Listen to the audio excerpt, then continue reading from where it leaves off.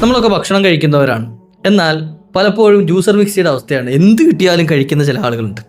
എങ്ങനെ കിട്ടിയാലും കഴിക്കാം, അങ്ങനല്ല. ചില ഭക്ഷണങ്ങൾ ഒന്നിച്ച് കഴിച്ചാൽ വലിയ ഡാമേജ് ഉണ്ടാക്കും. നമ്മുടെ വയറിന് പ്രശ്നം ഉണ്ടാകും, ഗ്യാസിൻ്റെ പ്രശ്നം വരും, ചിലപ്പോൾ വിഷമായി മാറാൻ സാധ്യതയുണ്ട്, അത്തരത്തിൽ പോയിസണായി മാറും അല്ലേ. അത്തരത്തിലുള്ള പ്രശ്നങ്ങൾ വരുന്ന ചില ഭക്ഷണങ്ങളുടെ കോമ്പിനേഷൻ, അതായത് ചില ഭക്ഷണങ്ങൾ ഒന്നിച്ച് കഴിക്കാൻ പാടില്ലാത്തതുണ്ട്, ചില പഴവർഗ്ഗങ്ങൾ ഒന്നിച്ച് കഴിക്കാൻ പാടില്ലാത്തതുണ്ട്. എന്തൊക്കെയാണ് ഒരുമിച്ച് കഴിച്ചാൽ പ്രയാസങ്ങൾ ഉണ്ടാകുന്ന, പ്രശ്നങ്ങൾ ഉണ്ടാകുന്ന ഭക്ഷണങ്ങളെന്നും അത് കഴിച്ചാൽ ഉണ്ടാകുന്ന പ്രശ്നങ്ങൾ എന്തൊക്കെയാണെന്നും ചുരുങ്ങിയ രൂപത്തിൽ ഒന്ന് പറഞ്ഞു തരട്ടെ. നമുക്കൊക്കെ ഉപയോഗപ്പെടുന്ന, നമ്മളൊക്കെ സ്ഥിരമായി ചെയ്യുന്ന ഒരു സംഗതിയാണ് ഭക്ഷണം കഴിപ്പ്. അപ്പോൾ അതിൽ ശ്രദ്ധിക്കേണ്ട ചില വിഷയങ്ങളാണ്. അസുഖം വന്നതിന് ശേഷം മരുന്ന് കഴിച്ചാൽ മതിയല്ലോ എന്ന് ചിന്തിക്കുന്നവരാണെങ്കിൽ അവരോട് പറഞ്ഞിട്ട് കാര്യമില്ല. അസുഖം വരാതെ നോക്കണം എന്ന് ആഗ്രഹിക്കുന്നവരാണെങ്കിൽ ഇൻഷാ അല്ലാഹ് ഈ വീഡിയോ ഉപകാരപ്പെടും. മറ്റുള്ളവരിലേക്ക് എത്തിച്ചു കൊടുക്കാൻ ശ്രമിക്കുക. വീഡിയോ മുഴുവനായി കാണുക.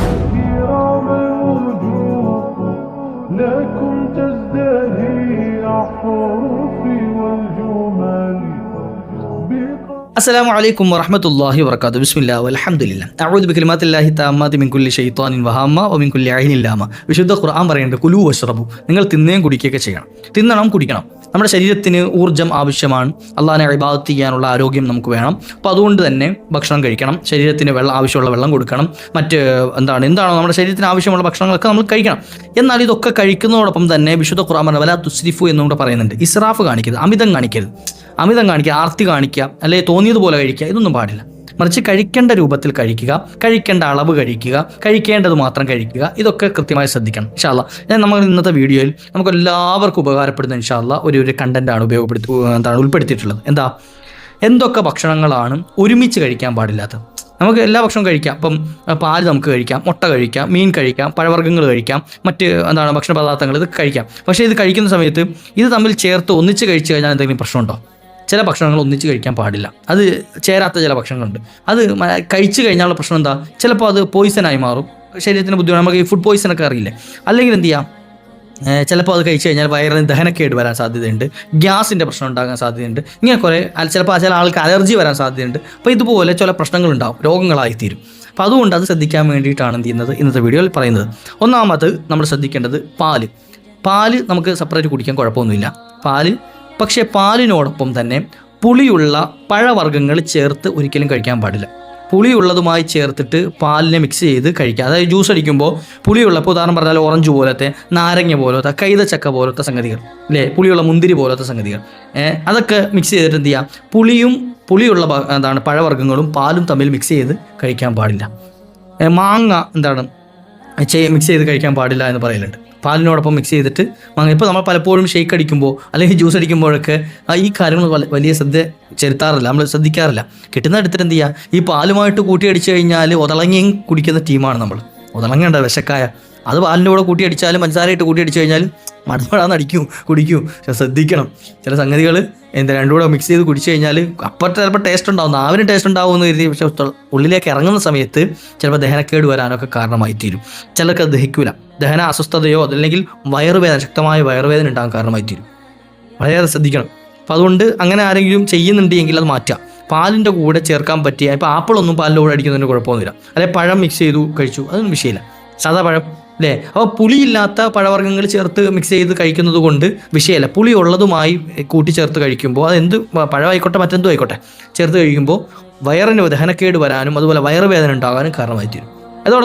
അതോടൊപ്പം തന്നെ പാലും മീനും തമ്മിൽ ഒരുമിച്ച് കൂട്ടി കഴിക്കാൻ പാടില്ല. പാലും മീനും, നമ്മളിപ്പോൾ പൊരിച്ച മീനും അതിൻ്റെ മുകളിൽ തൈര് ഒഴിച്ചിട്ട് മിക്സ് ചെയ്ത് കഴിക്കുന്ന ആൾക്കാരാണ് അല്ലേ. യഥാർത്ഥത്തിൽ തൈര് എന്നുള്ള പാൽ ഉൽപ്പന്നം തന്നെയല്ലേ. അപ്പോൾ അത് കഴിക്കുമ്പോൾ ശ്രദ്ധിക്കണം. സെപ്പറേറ്റ് വേണമെങ്കിൽ കഴിക്കാം. മീൻ കഴിച്ചു കഴിഞ്ഞു, പിന്നീട് എന്ത് ചെയ്ത് തൈര് കഴിച്ചു, അങ്ങനെ കഴിക്കുന്നതല്ലേ പറയുന്നത്. രണ്ടും കൂടെ കൂട്ടിക്കലർത്തി കഴിക്കുന്നതാണ് വിഷയം. രണ്ടും കൂടെ മിക്സ് ചെയ്ത് ഒന്നിച്ച് ഉള്ളിലേക്ക് പോകുക, ഒന്നിച്ച് കഴിക്കുക, ഒന്നിച്ച് ആമാശയത്തിലേക്ക് എത്തുക. ഇത് പ്രശ്നമാണ്. അതായത് ഇത് ഒരുമിച്ച് കഴിച്ചാൽ ചർമ്മരോഗം വരും എന്ന് ചില റിപ്പോർട്ടിൽ കാണാൻ കഴിയും. അതിന് പക്ഷേ ശാസ്ത്രീയമായ വലിയ തെളിവൊന്നും ഇല്ലെങ്കിലും അങ്ങനെ വരും എന്നുള്ളൊരു അഭിപ്രായം അതിൽ പറയപ്പെട്ടിട്ടുണ്ട്. ഗവേഷണം നടത്തിയ ആളുകൾ ചിലർ നടത്തിയിട്ടുണ്ട്, ഈ പാലും മത്സ്യവും ഒന്നിച്ച് മിക്സ് ചെയ്ത് കഴിക്കുന്നത് ചർമ്മരോഗം ഉണ്ടാകാൻ കാരണമായി തീരും എന്ന് ചില റിപ്പോർട്ടുകളുണ്ട്. എന്നാൽ ഏറ്റവും കൂടുതലായ ആളുകൾ അഭിപ്രായം പറഞ്ഞത് എന്താ അറിയോ, ദഹനക്കേട് വരുമെന്ന. ദഹന പ്രക്രിയയ്ക്ക് വലിയ തടസ്സം ഉണ്ടാക്കും, ദഹനക്കേട് ഉണ്ടാകും ഏത് പാലും മീനും കൂടെ ഒന്നിച്ച് കഴിക്കാം. അപ്പോൾ അത് ശ്രദ്ധിക്കാം. ഇനി അതുപോലെ തന്നെ നമ്മൾ കഴിക്കുന്ന ഒരു ഫ്രൂട്ട് ഐറ്റമാണ് തണ്ണിമത്തൻ നമ്മൾ കഴിക്കുന്നവരാണില്ലേ. തണ്ണിമത്തൻ സെപ്പറേറ്റ് ആയിട്ട് കഴിച്ചാൽ ഗുണമാണ്, ശരീരത്തിന് വലിയ ഗുണമാണ്. ഒരുപാട് കലോറി ഒന്നും നമ്മുടെ ഉള്ളിലേക്ക് പോകില്ല എങ്കിലും നമുക്ക് എന്താണ് ശരീരത്തിന് നല്ല ഒരു ഉന്മേഷം കിട്ടാനൊക്കെ തണ്ണിമത്തൻ കഴിക്കൽ ഉപകാരപ്പെടും. ഈ തണ്ണിമത്തൻ പക്ഷേ മറ്റു ഭക്ഷണങ്ങളോടൊപ്പം ചേർത്ത് കഴിക്കുക എന്നുള്ളത് ഒഴിവാക്കേണ്ടതാണ്. തണ്ണിമത്തൻ കഴിച്ചു, അതിനോടൊപ്പം തന്നെ വേറെ കുറച്ച് ഹെവി ആയ ഫുഡ് കഴിച്ചു, ഇത് ചിലപ്പോൾ ദഹനക്കേട് ഉണ്ടാക്കാനും അതുപോലെ തന്നെ വയറിന് ബുദ്ധിമുട്ടുണ്ടാക്കാൻ, വയറുവേദന പോലത്തെ പ്രശ്നങ്ങൾ ഉണ്ടാക്കാൻ കാരണമായി തീരും അല്ലേ. അപ്പോൾ ഇത് എപ്പോഴും നമ്മൾ ശ്രദ്ധിക്കേണ്ട വിഷയം പറയട്ടെ. ഫ്രൂട്ട്സ് കഴിച്ച് കുറച്ച് കഴിഞ്ഞതിന് ശേഷമേ നമ്മൾ കുറച്ച് ഹെവി ആയിട്ടുള്ള ഫുഡ് കഴിക്കാൻ പാടുള്ളൂ. ഫ്രൂട്ട്സ് ഐറ്റം എന്താണെങ്കിലും പോലും കാരണം ഈ ഫ്രൂട്ട്സ് പെട്ടെന്ന് നമുക്ക് ദഹിക്കും. കുറഞ്ഞ സമയം കൊണ്ട് അരമണിക്കൂറൊക്കെ കൊണ്ട് ചിലപ്പോൾ എന്ത് ചെയ്യും, ഫ്രൂട്ട്സ് ദഹിച്ചു പോകും.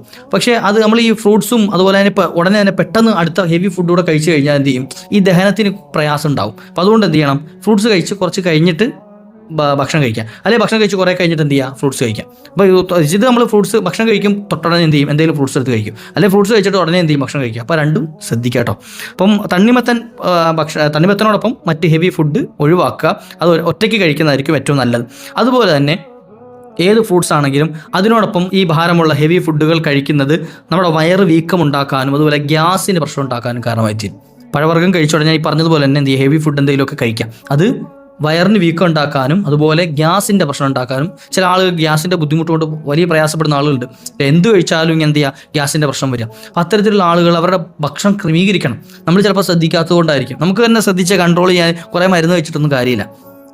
കുറേ മെഡിസിൻ ഇങ്ങനെ വാരിക്കൂട്ടി കഴിച്ചിട്ട് കാര്യം. അപ്പോൾ നമ്മൾ ഭക്ഷണത്തിൽ ക്രമീകരിച്ചാൽ മതി. നമുക്കെല്ലാം കഴിക്കാം, പക്ഷെ കഴിക്കുന്നതിന് ചില അളവുണ്ട്. നബി സല്ലല്ലാഹു അലൈഹി വസല്ലം തങ്ങൾ പഠിപ്പിച്ചു തന്നിട്ടുണ്ട് എല്ലാത്തിൻ്റെയും മാതൃക, എന്തൊക്കെ എങ്ങനെയൊക്കെ കഴിക്കേണ്ടതെന്നുള്ളത്, എത്ര അളവിലാണ് കഴിക്കേണ്ടതെന്നുള്ളത്. നമ്മൾ ഭക്ഷണം കഴിക്കുമ്പോൾ വയറിൻ്റെ 1/3 ഭാഗം ഭക്ഷണത്തിന് വേണ്ടിയും 1/3 ഭാഗം വെള്ളത്തിന് വേണ്ടിയിട്ടും 1/3 ഭാഗം ഒഴിവാക്കി വിടണമെന്ന് പറഞ്ഞത്, കാലിയാക്കി വിടണം. അവിടെ വേറെ ഭക്ഷണം എക്സ്ട്രാ കഴിക്കാൻ പാടില്ല എന്ന്.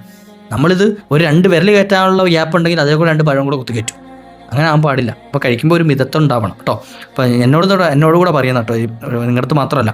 അതുപോലെ തന്നെ ചായ, കാപ്പി നമ്മൾ കുടിക്കാറുണ്ട്, ചായ, കോഫി പോലത്തെ സംഗതികൾ. ഇതോടൊപ്പം തന്നെ അയേൺ കൂടുതൽ അടങ്ങിയ ഭക്ഷണങ്ങൾ ചേർത്ത് കഴിക്കാം. അയേൺ അതെന്തും ആയിക്കൊള്ളേ, അയേൺ കണ്ടൻറ്റ് കൂടുതലായിട്ട് അടങ്ങിയിട്ടുള്ള ഭക്ഷണങ്ങൾ കൂടുതലായി കഴിച്ചു കഴിഞ്ഞാൽ അത് കാരണം എന്താണ്, ഈ ചായ, കാപ്പി പോലത്തെ സംഗതികൾ കുടിച്ചു കഴിഞ്ഞിട്ട് ഒരു കുറഞ്ഞ സമയം, അതായത് 1 മണിക്കൂറെങ്കിലും കഴിഞ്ഞതിന് ശേഷം മറ്റ് എന്താണ് അയൺ കൂടുതലുള്ള ഭക്ഷണം കഴിച്ചിട്ട് കുഴപ്പമൊന്നുമില്ല. പക്ഷേ ഇത് രണ്ടും കൂടെ മിക്സ് ചെയ്ത് ഒരു അടുത്തടുത്ത സമയങ്ങളിലായിട്ട് കഴിക്കൽ വയറിന് പ്രശ്നം ഉണ്ടാക്കാൻ കാരണമായി തീരും. ഈ പറഞ്ഞതുപോലെ തന്നെ വയർ വീക്കവും അതുപോലെ തന്നെ ദഹന സംബന്ധമായ വിഷയം, ചില ആൾക്ക് മലബന്ധം ഉണ്ടാക്കാനൊക്കെ കാരണമായി തീരും. മലബന്ധം ഉണ്ടാകുക, മോശം പോകാത്ത അവസ്ഥയൊക്കെ വരിക, അതൊക്കെ ബുദ്ധിമുട്ടാവും.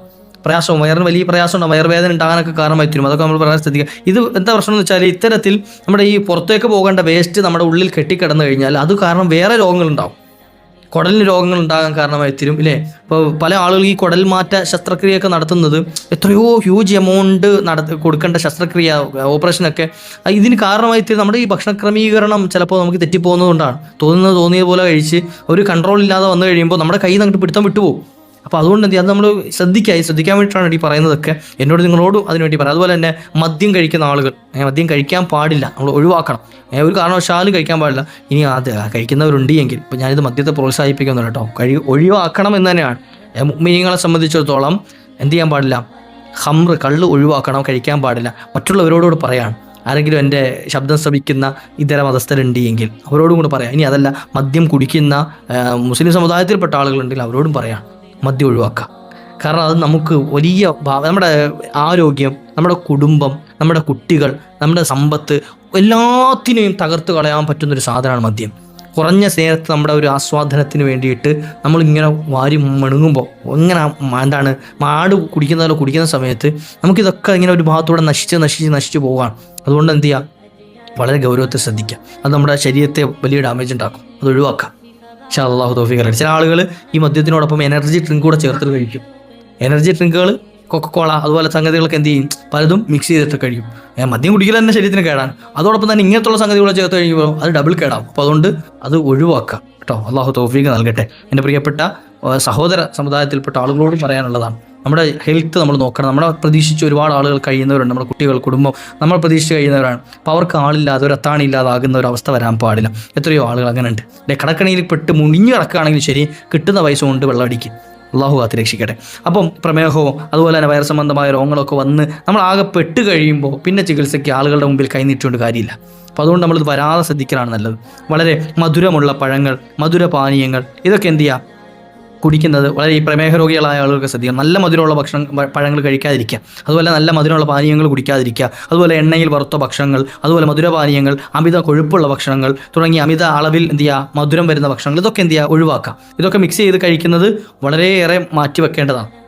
മാറ്റിവെക്കുക. അതൊക്കെ മാറിയിട്ട് എന്ത് ചെയ്യുക നമ്മളൊരു ഹെൽത്ത് കൺട്രോൾ ചെയ്തിട്ട് നമ്മുടെ ഒരു ആരോഗ്യം നമുക്ക് അള്ളാഹു നൽകിയ വലിയൊരു ഔദാര്യമാണെന്ന് മനസ്സിലാക്കിയിട്ട് നമ്മൾ മുന്നോട്ട് പോകാൻ ശ്രമിക്കാം. അള്ളാഹു തൗഫീഖ് നൽകുമാറട്ടെ.